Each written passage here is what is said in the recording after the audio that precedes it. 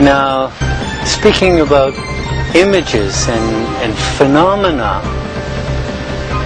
especially as ideas we have in our head, even a house, even when we say, I want a house like this house, my house, this belongs to me.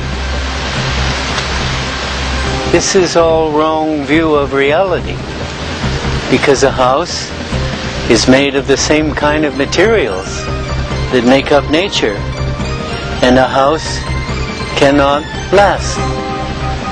The house will eventually begin to fall apart.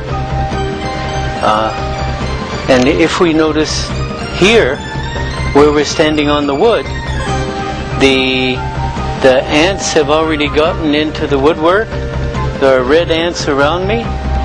The ants are actually starting to eat the house.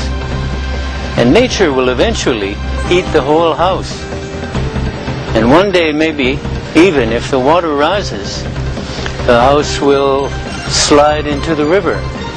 So just like the great tree, which we think is permanent, even in the idea of a house and a home and a place for me, has no reality.